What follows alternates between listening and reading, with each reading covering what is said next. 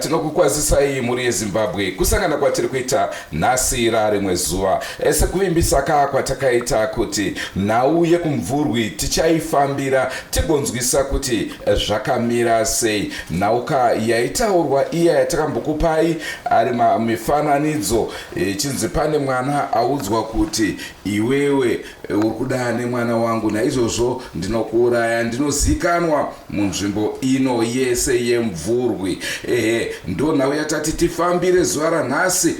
Asi chandingada kutanga kukuudzai ndichekuti patasvika isusu nzvimbo ino yemvurwi taudzwa kuti madzimai avapo vari kumusangano, naizvozvo tichaisa maefforts ekuti tinge tichiona kuti tinovawana sei. Njani muli yeZimbabwe ngiyabona zake zalitshela ke ngodaba lolwana olwemvuri lapha ke sahamba khona kulo mntwana lwana wathenjiswayo ukuthi wena uthanda lo mntwana nami ngifuna ukubulala emvuri ngale. Unfortunately sathi sihamba sathola umadzimai ehambile emhlanganweni wechurch, asazange sakwanisa ukuthi sikhulumisane laye ngodaba lolu. Pataidzo zvakare kuchibvunza kakuti mukomana wacho wekufa ari kupi. Taudzwa mumvurwi kuti aiwa pakakanganiswa mazita, munhu akafa haasi kunoku, munhu akafa ari kuGuruve. Naizvozvo tatirekedzai tichipinda munzira tiende kuGuruve kwacho tiona kuti kune zvakadaro here zvakaitika. Sathi sihamba ke muli yeZimbabwe safika sabuza ngeleli bizo esasilalo, basitshela ke abantu bemvuri ukuthi hayi ibizo laphambaniseka, ayisilo lelo bizo lomuntu elimdingayo, kodwa umuntu lo ukhona uhlala eGuruve, yikho lapha ke abekwa khona lo mntwana. Uyezve chatingade kukuzivisai muri yeZimbabwe ndechekuti hatisi kuti uyu ndiye akaroyiwa wacho namadzimai, kwete, handizvo zvatiri kutaura. Asi vanhu vatidirector vari kuti mwana wechikoro uyu akafawo akangoita marwariro aitaurwa namadzimai, ekubuda mututu, ekutemwa nemusoro, kuita kunge munhu akupenga, zvakangoitikawo zvakare kumwana iyeyu asati ashaya. Naizvozvo ndizvo zvaita kuti titi aiwa handi tinazonzwa kuti mwana uyu zvakafambawo sei. Titaurewo nevabereki vacho tinzwe kuti vanoti kudini nenhau iyoyi. Muli yeZimbabwe sithe thina sihambe ke khona ngale eGuruve siyozwisisa ke ukuthi umntwana lowu engabe wabulawa yini, njalo athina ngokuzwa kwethu ayisikho ukuthi sithi nguye lo mntwana, kodwa sifuna ukuhamba ke siyozwisisa ngoba ngendlela afa ngayo lo mntwana yindlela ke eyafa lo ke samuzwa ukuthi wafa ngokuhlanza, ngokuchaya likhanda, ephuma umungula, ama symptoms akhona akhanya alokufanana ke muli yeZimbabwe. So sifuna ukuzwisisa ke ukuthi kungabe kunguye yini. Isusu hatisi kuti ndiye umwana akaroyiwa namadzimai, kwete, tibatisisei zvakanaka ipapo, kwete.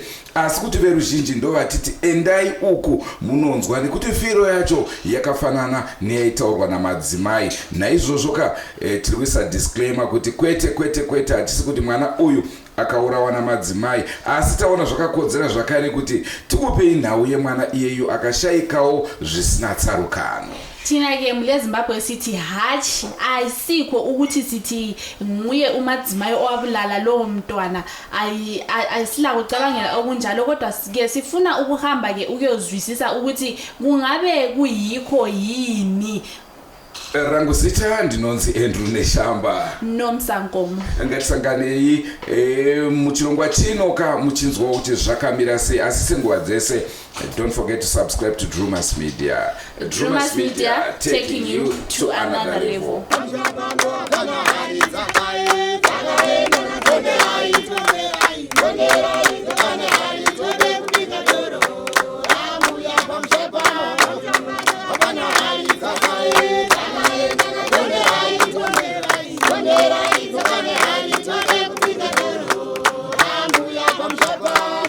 ini ndiri mbuya kuona kana kuti mbuya mufunda. Ndine muzukuru akashaya. Kushaya kwemwana uyu takange tisingatarisiri kuti angatisiya. Noda kuti urwere hwake hatina kumbonzwa kwenguva yakareba. Takangohunzwa kwenguva diki. Baba wacho achifona wachiti muzukuru wenyu ari kurwara. Tikashaya kuti arwara nei nokuda kuti kukura kwemwana iyeye hatina kana kadhi rake rekuchipatara. Haana kana kumbotinetsa pakukura kwake. Inini ndindaitopiwa vana ivavo, mai vacho vaingoti vachirumura ane 1 year 3 months sevanhu vaienda kubasa. Honzi mama vana ava ndikakura navo mukoma nemunin'ina iyeye zvokuti vaizotora mwana wavo akuenda kuchikoro. Saka handina pandakambonzwa zvichinzi mwana arwara kana kuti zvadii. Asi ipapa ndo pandakanzwa baba wacho akuti mama mwana ari kurwara. Ko arwara aita sei? Zvikanzi ari kurutsa nekutemwa nemusoro. Ndo pakanzi nasekuru wacho regai ndiende ndonoona ini ndonorara naye sezvo mwana anga form 4. Ndonorara naye zvemazuva ano pamwe pane zvaakaita ndomubvunzisisa. Ndobva vaenda sekuru wacho vakanorara naye. Isu tunopinda chechi yeZayochi. Saka vaenda ikoko sekuru wacho vakamunamatira. Vaiti vakamunamatira vomubvunza uri kunzwa chii? Onzi sekuru musoro nekurutsa ikoko. Haana kumbotaura zvimwe zvinhu. Wanga wangori musoro nekurutsa. Saka vaiti vakamunamatira woti ndakunzwa zviri nani. Saka ndo pavakamuka mangwana acho kuseni zvokuti mai vacho pavakangoonawo kuti mwana uyu ari kurwara. Havana kurumidza kuzviona, vakazongoona nokusiva kwesadza mwana asingatauri. Ndokuchibvunza kuti vakomana imimi ko asingadyi chikafu ndiani? Munin'ina wacho ndo paakati mwana wenyu hamusi kumuona here kuti ari kuonda? Ko miki ndizvo here? Zvikanzi ndiri kurwadziwa nemusoro nekurutsa. Saka ndobva vaenda naye kubasa kwavo kupolisi uko. Ndobva anosvika kubayiwa majekiseni 2. Zvikanzi majekiseni atamubaya anogona kuti anokonzera kuti arege kurutsa. Asi hazvina kana kutomboshanda. Kurutsa ikoko nekurwadziwa nemusoro, musoro wakaramba uchirwadza.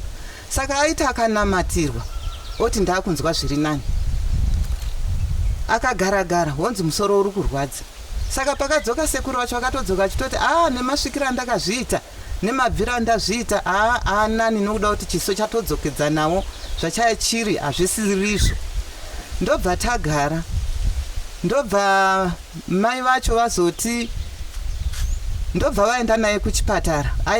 Akabayiwa majekiseni 3 pekutanga akabayiwa 2. Saka vaienda naye kuchipatara. Vafundisi, maelders, madikoni, vatendi vese vekuchechi kwedu hakuna akanga asinganamatiri mwana uyu. Vaimunamatira.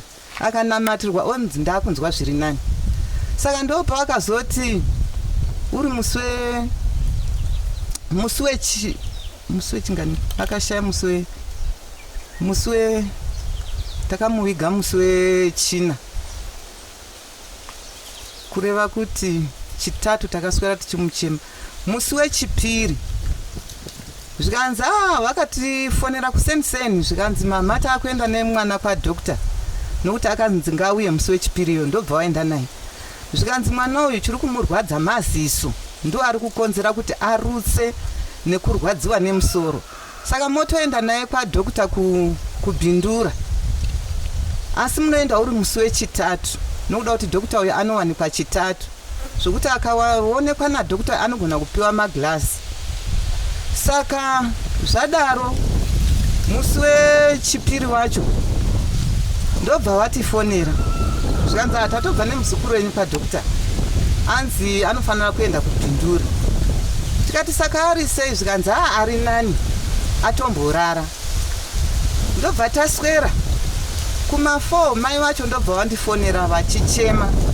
Zvikanzi mama mukomana uyu atanga futi kurwadziwa nemusoro asi akuita kunge kurasika njere. Tikati ko chirudzii? Zvikanzi nekurutsa. Saka isusu taakutsvaga mota toenda naye kwamufundisi anonamatirwa. Ndikati chiitai saizvozvo, isusu taakuuya ikoko. Ndo patakagadzirawo nasekuru wacho ndobva taenda uri musi wechipiri iwoyo. Takasvika zvichinzi mwana ambofa. Ndofunga akafa kaviri achinamatirwa achimuka. isusu tasvika takasvika tikamuona akarara. Mai mufundisi ndokumumutsa zvikanzi muka, ndobva amuka. Akamuka achitarisa tarisa. Zvikanzi kwava ndiana, zvikanzi ndisekuru. Kwava ndiana, zvikanzi ndigogo. Ndopandakati kochi, zvikanzi musoro uri kurwadza. Ndikati saka musoro uyu uri kutonyanya kurwadza here? Zvikanzi aiwa gogo wanani. Ndikati zvikanzi asi ndambenge ndakupera simba. Saka zvadaro ndobva maovhasiya ekuchechi kwedu nevamwe ndobva wapindawo ndokumunamatira mwana ye. Pakanamatwa, kana kuri kunamata vanhu vakanamata. Saka vapinda vachinamata ndobva atoita zviri right. Ndobva zvanzi ndoda kurara, ndobva arara. Baba wacho ndobva vati noda kuti kwanga kuine prayer. Baba wacho ndobva ati ngaachisara muno nasekuru wacho nagogo wacho. Tasara tinombosara nguva yakareba. Ndopakatanga kuita kudikitira. Ndokubva kubvisa mbatya, kubvisa jaketi ranga akapfeka nemagumbezi. Indikati ndofunga ari kupiswa, imimi sekuru wachoka chimubvisa ijaketi ndobvisa magumbezi. Saka patakadaro ipapo ndopakatanga kugwina mwana, achitanga kugwina ndokuchitanga kunamata. Nguva iyoyo vanhu vese vakange vari kuchechi, maovhasiya, vafundisi, maelders, takabva tazara imomo. Ndokutanga kumunamatira. Mwana akabuda rimwe furo rakabuda mumuromo make umu, rakange risinganzwisisiki. Saka zvadaro ndokubva furo riya raramba richibuda. Saka akazongoti ka1 ndofunga ka2 kakangotanga kuti furo richida kubuda, rakabva radzokera mukati. Ndokunyarara kwakaita mwana. Asi anyarara vanhu havana kugamuchira kuti mwana anyarara. Ndopakanzi naovhasiya, mutorei mwana uyu tiende naye kuchipatara. Ndobva taenda kuchipatara. Tasvika kuchipatara semunhu anga achiri kudziya. Manesi akamboti tiri kumirira dhokota, tiri kuita sei. Asi time ndobva wazotora majekiseni avo nemadhiripi avo achida kuedza kuti vangamubatsira. Ndopavakwana pasina paichabatsirika. Ndobva wazongotaura kuti mwana uyu atisiya, achitaura nasekuru wacho. Saka zvadaro hatina kuzvigamuchira kuti shuwa mwana aenda, nokuda kuti kuenda kwake, urwere hwake hatina kumbonyatsoona kuti zvakamira sei. Patakamubata mumasaidhi umu ndokunzwa mwana achiri kuita kakudziya. Zvikanzi nababa wacho, ini ndakuenda nemwana wangu kuchechi. Tonomuisa kuchechi vanhu vanamate. Hama dzangu kwakanamatiwa. Kana kuchinzi kunamatwa kwakanamatwa. Takanosvikomuisa kumberi kupurupeti uku, vanhu vachinamata tichifunga kuti Mwari angaita zvishamiso. Mwana uyu akamuka, asi Mwari haana kuzvitendera. Noda kuti nyange ivo baba vacho ivavo vakatomukawo kubva kuvakafa. Saka ndokuchizongogamuchira kuti mwana afa. Asi tiri kurwadziwa nokuda kuti zviri kutaurika iye zvinezvi takatozozvinzwa, tatoviga mwana kuti ndo zviripo. Mwana akaedza kubatsirwa pese achibvunzurudzwa, hauna here zvawakabata, hauna here zvaunoziva. Mwana achiti handina. Saka tiri kurwadziwa nazvo zvemwana iyeye. Saka semanzwiro edu chisina kuitika kumwana wekubleedha, haana kumbobleedha pakurwara kwake? Haana kubleedha, haana, nokuda kuti vabereki vacho havana kutiudza izvozvo. Asi ngoti musi wafa ndiwo vakati akuita kakurasika njere iwo mai vacho. Asi maziro enyu, mwana wenyu, mwana anga akaita sei muzukuru wenyu tichitarisa karekta yake? Semaziro angu inini anga ari mwana akanaka, anga ari mwana anga asina misikanzwa, zvokuti ndingati inini kuparadzana naye kwangu kutoparadzana ndofunga kusekondari. Kuprimary maweekends aya vaitotumwa namai vacho vachiuya panapa. Anga ari mwana anga asina misikanzwa, wokuti wanga usingamudeedzi kaviri, waingoti kumudeedza gogo atouya, mati ndiite otoita izvozvo. Saka kopa mazita ake hapana rimwe zita raishandisa here risiri irori ramuri kutaura? Pamazita haana rimwe zita kunze peiroro chete ratiri kutaura. nekuti panhau yatiri kunzwa rine rimwe zita risiri iri. Zvimwe zvese zviri kufanana, asi pazita apa ndo pari kupesana. Pazita apa ina handingadi kunyepa hangu kuti ndakambonzwa achidedzwa rimwe zita, asi kuti nyaya iripo ndeyekuti pane muzukuru wacho akazombobvunzurudza vana vechikoro vakange vari panapa. Zvikanzi mukomana uyo akanga azvipa mazita ake 12. Saka tisingazive manje kuti mazita 12 aya anga achirevei, zvaizodii kuchikoro kwete kunokumba kuno. Asi tiri kurwadziwa zvekuti kana varivo mai ava vari kutaura maaudio, taikumbira kuti dei vazvirega, noda kuti vanopedza vana veZimbabwe. Noda kuti mwana uyu anga asati ambokura, mwana mudiki, uyewo musikana wacho aimushiwawo mwana mudiki. Zvino kana ari mwana musikana angaregere kunyengwa nevakomana, anotodiwa. Saka dei vanga vazvirega, hama dzangu. Noda kuti chikoro ichocho chinopera. Kana munzira maanofamba, kana zvichinzi mbuya vari kumvurwi, mwana uyu anokwira bhazi achibva kumvurwi achienda kuGuruwe, kureva kuti mubhazi maanopinda anogona kupinda mune varume kana kuti mune vakomana, odiwa. Adiwa kudaro mbuya vacho woita mwoyo wakadaro. Dei varega kudaro. Noda kuti dei zvavakange vamuona kuti ndo zvazviri, dei vakatidedza vabereki vacho, takange tisingarambi. Taiona kuti toita sei, kana kumuchinja hedu pachikoro ipapo taimuchinja kana zvanga zvirizvo, pano kuti vauraye mwana. Mazuva ano atiri anaye, nyange kare kwacho kuchikoro mwana anotoita musikanzwa. Hazvingaurayirwi mwana izvozvo. Tiri kurwadziwa. Maita basa tine urombo nezvakatora nzvimbo izvozvo, asi tiri kurwadziwa.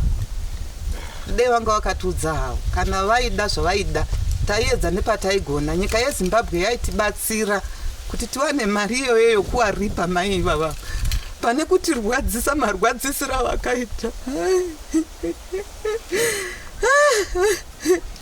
Ewa, musacheme.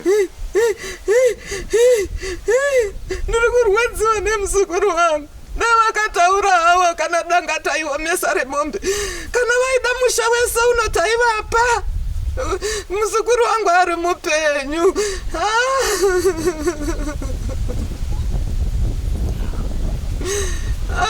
Ndiri kurwadziwa inini, ndiri kurwadziwa. Kana ndikabuda mukicheni umo ndikatarira guwa remuzukuru wangu, ndinoti chokwadi here Mwari, hamuna kutinzwa here kunamata kwese kwakaitika. Ndina vana vangu vakomana 3 vakaponera musayo chaimo. Mumwe wacho ndiye auya nemota akatofa kuti zii, vanhu vakanamata akamuka. Baba vake tikavanamatira vakamuka. Ko yanga iri mhosva yerudziko yakatadza kuti Mwari atinzwe.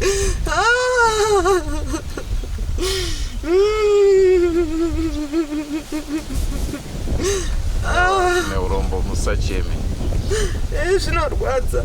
Zvinorwadza kuti chokwadi mikere kuenda here uku, kuenda mwana ari mupenyu here, kuti umutarise kuti shuwa takufutsira mwana, kurutsa nekurwadziwa nemusoro chete. Zvinorwadza. Zvanga iri nherera muzukuru wavo kana variwo vakazviita. Kana vaida kuripwa havo kavaitaura tairipa. Ko vana ungamuita sei? Pane mugoni wepwere here? No, zvakanaka gogo, tine urombo. Ndicho chirongwa chatakupai mhuri yeZimbabwe. Machinzwawo sei, mazvionawo sei? Zvinonetsa kandi zvekuti ukaudza munhu kuti uchazviona, munhu akasangana nezvaanoona anobva angoti ndizvozvi. Lapha mhuri yeZimbabwe siyafuna ukuzwisisa kini ukuthi lina likubona njani ngalolu daba, ukuthi yikho yini kumbe ayisikho. Umuntu ahlangana lakho acabangela ukuthi yikho, kanti ke thina mhuri yeZimbabwe sifuna ukuzwa kini. Ndichatinoda kukuzivisai kuna vasingazivi nzvimbo yeMvurwi neGuruwe. Nzvimbo iyi yakabatana, kusi kure nakure. It's about 20 minutes drive kubva muMvurwi unenge watopinda muGuruwe.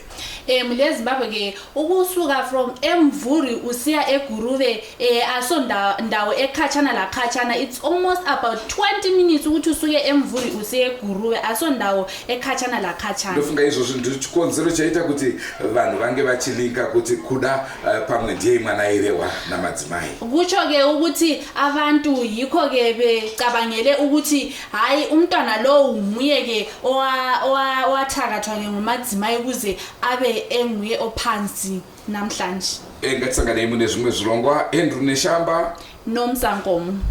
Tobatana amune zvimwe zvikamu. Asi senguva dzese, don't forget to subscribe to Drumas Media. Drumas Media, taking you to another level.